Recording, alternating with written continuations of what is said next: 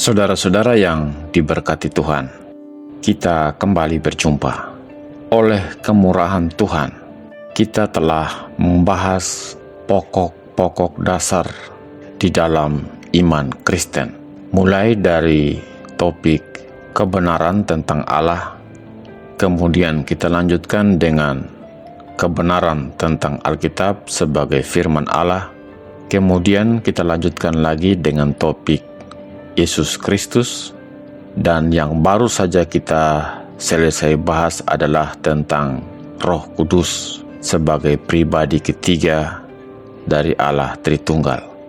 Kita telah membahas tentang konsep Roh Kudus baik dalam Perjanjian Lama maupun dalam Perjanjian Baru. Kemudian kita bicara soal baptisan Roh Kudus, kepenuhan Roh Kudus, dan mengapa sebagian orang Kristen tidak dipenuhi oleh Roh Kudus. Sekarang kita masuk pada bagian selanjutnya. Ini adalah hal yang mendasar di dalam iman Kristen, yaitu tentang keselamatan. Saudara-saudara, pembahasan yang kita lakukan selama ini adalah karena kemurahan Tuhan. Semua itu hanya karena kemurahan dan pertolongan Tuhan. Karena itu, sekali lagi, saya secara pribadi sangat mengharapkan dukungan dan doa dari Bapak Ibu saudara-saudara supaya dengan hikmat dan pertolongan Tuhan kita dapat merenungkan bersama dasar-dasar penting di dalam iman Kristen. Sebelum kita melanjutkan topik ini, saya akan mengajak saudara-saudara untuk kita datang kepada Tuhan di dalam doa. Mari kita berdoa. Bapa di surga, kami bersyukur untuk anugerah, untuk penyertaan, untuk pemeliharaan Tuhan, sehingga kami kembali berjumpa. Dan saat ini kami akan bersama-sama membahas tentang satu kebenaran, yaitu pembenaran dan kelahiran kembali. Hal yang Tuhan Yesus sendiri telah katakan di dalam Alkitab. Kami mohon anugerah Tuhan untuk menerangi hati dan pikiran kami, supaya kami mengerti kebenaran ini dan meyakininya, dan dengan pertolongan Roh Kudus menghidupkannya di dalam diri kami. Di dalam nama Tuhan Yesus kami berdoa. Amin. Saudara-saudara, saya mengharapkan agar saudara-saudara dapat memperhatikan pembahasan ini secara berurutan, karena tema-tema yang kita bahas berkaitan antara satu dengan yang lain. Karena itu, sekali lagi, saya mengharapkan Bapak Ibu saudara-saudara dapat menyimak pembahasan ini dengan baik, dan jangan lupa untuk memberikan tanggapan atau masukan-masukan untuk penyempurnaan pembahasan tentang topik yang mulia ini. Saudara-saudara yang dikasihi oleh Yesus Kristus, tema pembenaran dan lahir kembali adalah pergumulan dan perenungan saya secara pribadi sejak menerima Yesus Kristus sebagai Tuhan dan Juru Selamat manusia. Kemudian oleh anugerah Tuhan, saya dapat melayani Tuhan di salah satu gereja.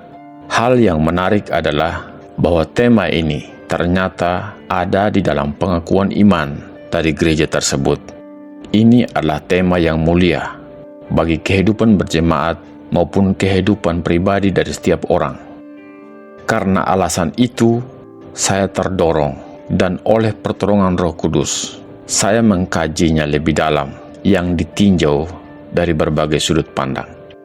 Saudara-saudara yang dikasihi Tuhan, dalam realitas kehidupan praktis berjemaat, saya seringkali menemukan masih banyak jemaat Tuhan yang belum memahami konsep dilahirkan kembali atau lahir baru berdasarkan konsep Alkitab. Kurangnya pemahaman yang benar akan konsep dilahirkan kembali telah berdampak pada kualitas kehidupan beriman orang percaya. Beberapa di antara mereka telah menjadi anggota gereja, bahkan terlibat dalam berbagai kegiatan gerejawi, bahkan ada yang menjadi pendeta, pengkhotbah, atau gembala jemaat, tetapi faktanya mereka belum memperlihatkan sikap dan gaya hidup dari orang-orang yang telah dilahirkan kembali. Karena faktor ini, kita menemukan begitu banyak penyimpangan yang justru dilakukan oleh orang-orang percaya yang menyebut dirinya sebagai pengikut Kristus. Berbagai tindakan kejahatan dan pelanggaran moral terus dipertontonkan setiap hari di dalam kehidupan praktis, baik yang ditampilkan di layar-layar kaca televisi maupun media-media sosial kita. Kalau hal ini terus dibiarkan dan tidak ada usaha untuk menjembatani kesenjangan itu, maka karya Allah melalui kelahiran kembali bagi orang berdosa menjadi sia-sia. Oleh sebab itu, diperlukan adanya sumber lain selain Alkitab yang dapat menjadi referensi atau pijakan bagi orang percaya dalam membangun imannya yang benar sesuai dengan Alkitab. Karena alasan itu pula, dan ditambah dengan adanya permintaan dari beberapa teman agar saya dapat menyumbangkan buah pikiran mengenai tema penting ini, maka saya memberanikan diri. Beberapa bahan khotbah yang sudah disampaikan di berbagai mimbar gereja, saya kumpulkan lagi dan menjadikannya sebagai bahan refleksi kita saat ini. Refleksi yang saya sampaikan ini bisa saja salah atau kurang tepat, bisa benar atau cenderung relatif tepat, tetapi ada hal yang perlu dipertimbangkan, yakni pandangan para ahli yang mengatakan bahwa pengamatan penelitian yang mengambil jalur penelitian grounded atau secara langsung memiliki kepekaan dalam menangkap sinyal dan mampu melakukan analisis konstitusi manusia dengan relatif baik walau dalam intensitas yang relatif rendah. Dalam meneropong waktu yang sedikit tersebut, saya kira-kira ingin menempatkan diri sebagai peneliti grounded.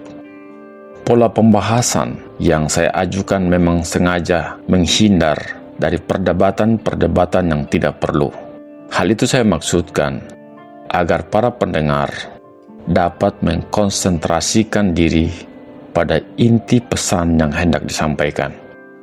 Memang tidak mudah untuk menghadirkan sebuah pembahasan yang dapat memuaskan semua pihak. Namun saya berkeyakinan bahwa masukan-masukan yang Bapak Ibu Saudara-saudara sampaikan itu tentu sangat bermanfaat untuk penyempurnaan pembahasan ini secara lebih lanjut dan dengan topik-topik yang lain ke depan. Saudara-saudara yang saya kasihi dalam Kristus, persoalan keselamatan dalam Kristen itu merupakan isu yang tidak pernah selesai dalam sejarah manusia.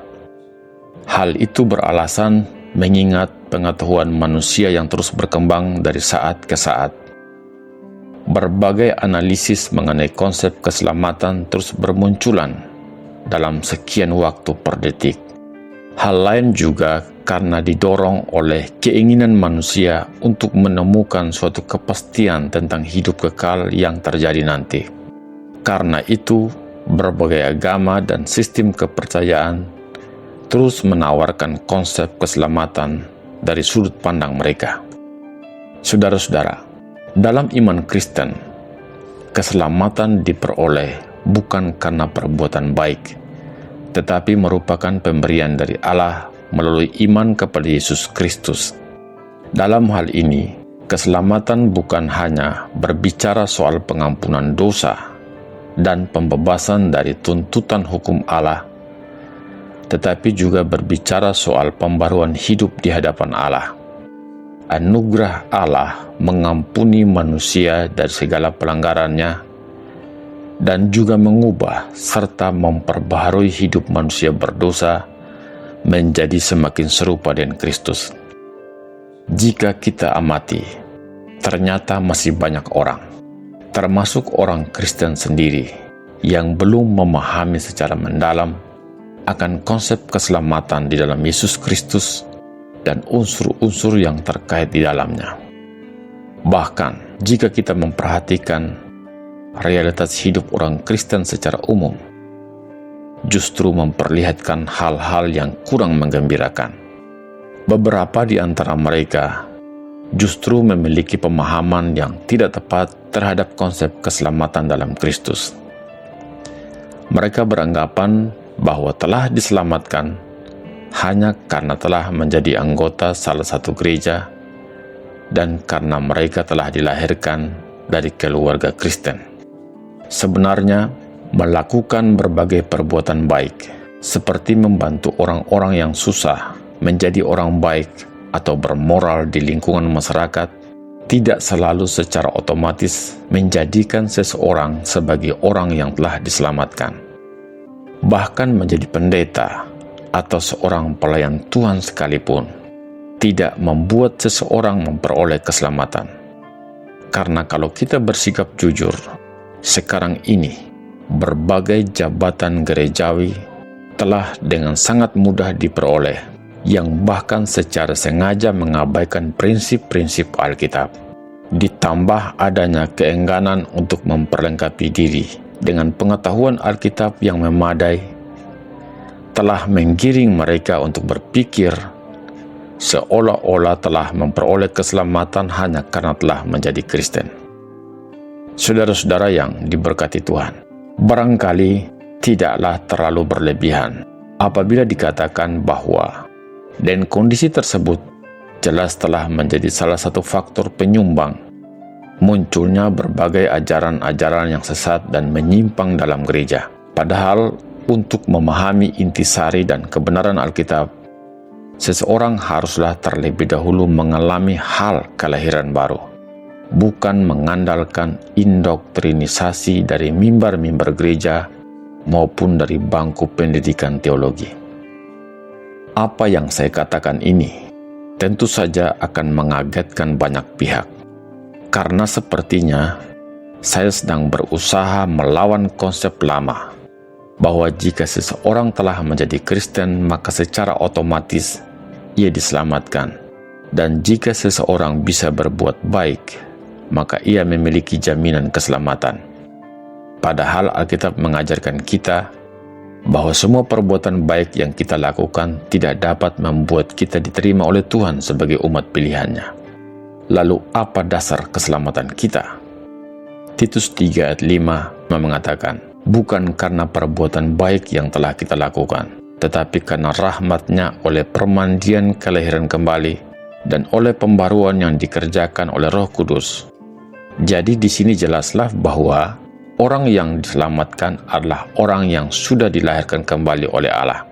Yohanes menjelaskan hal ini ketika ia mengutip perkataan Tuhan Yesus, "Aku berkata kepadamu, sesungguhnya jika seorang tidak dilahirkan kembali, ia tidak dapat melihat kerajaan Allah."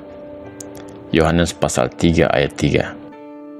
Lalu Rasul Petrus dalam suratnya yang pertama kembali menegaskan, ia berkata, dilahirkan kembali bukan dari benih yang fana, tetapi dari benih yang tidak fana, oleh firman Allah yang hidup dan yang kekal. Itu yang dicatat dalam 1 Petrus 1 ayat 23. Saudara-saudara, hal dilahirkan kembali adalah tema penting yang disampaikan langsung oleh Tuhan Yesus dalam kaitannya dengan keselamatan manusia berdosa. Jadi konsep dilahirkan kembali bukan berasal dari pengetahuan manusia, tetapi kita temukan dalam percakapan Tuhan Yesus dengan seorang pemuka agama Yahudi yang bernama Nikodemus. Hal itu diuraikan secara panjang lebar dalam Yohanes pasal 3 ayat 1 sampai ayat yang ke-13. Inilah dasar pembahasan kita, yaitu dilahirkan kembali. Allah yang mengerjakan hal ini di dalam kehidupan manusia. Saudara-saudara, dilahirkan kembali adalah anugerah Allah bagi manusia. Dilahirkan kembali adalah proses menanggalkan manusia lama yang menemui kebinasaannya, lalu mengenakan manusia baru yang telah diciptakan kembali menurut kehendak Allah di dalam kebenarannya. Untuk itulah Tuhan Yesus datang dan menginginkan kita menjadi manusia baru, manusia yang hidup di dalam Dia, dan manusia yang dibaharui di dalam Roh. Itulah tujuan dari penyelamatan Kristus. Menarik bahwa tema yang mulia ini ternyata telah menjadi doktrin dari salah satu gereja yang ia muat dengan bunyinya seperti ini: pembenaran dan kelahiran baru terjadi karena iman di dalam darah Yesus Kristus yang dikerjakan oleh Roh Kudus. Konsep pembenaran terkait erat dengan status hukum manusia di hadapan Allah. Karena itu, pembenaran Allah merupakan hal yang penting dalam usaha memahami secara utuh tentang konsep keselamatan dari Allah melalui korban penebusan dari Yesus Kristus. Pembenaran menyangkut ketetapan yuridis manusia di hadapan Hakim yang Maha Adil dan peralihan status manusia berdosa yang mempercayai pekerjaan Yesus Kristus di kayu salib. Dari pembahasan ini dapat dipahami bahwa semua manusia adalah manusia berdosa dan berada di bawah pengaruh dosa yang berakhir pada kematian yang kekal, dan bahwa tidak seorang pun yang dapat menyelamatkan dirinya sendiri. Seseorang harus diselamatkan melalui penebusan Kristus. Korban penebusan Kristus menjadi dasar pembenaran bagi manusia berdosa, lalu dilahirkan kembali menjadi manusia baru yang memiliki jaminan hidup kekal. Itulah keyakinan Kristen. Saudara-saudara, untuk memahami kedalaman makna dari konsep dilahirkan kembali, kita harus mengetahui konsep dosa dan bahayanya atas kehidupan manusia. Maka pada bagian selanjutnya, kita akan membahas soal dosa dan pengaruhnya atas kehidupan manusia. Sampai jumpa. Tuhan Yesus memberkati kita. Amin.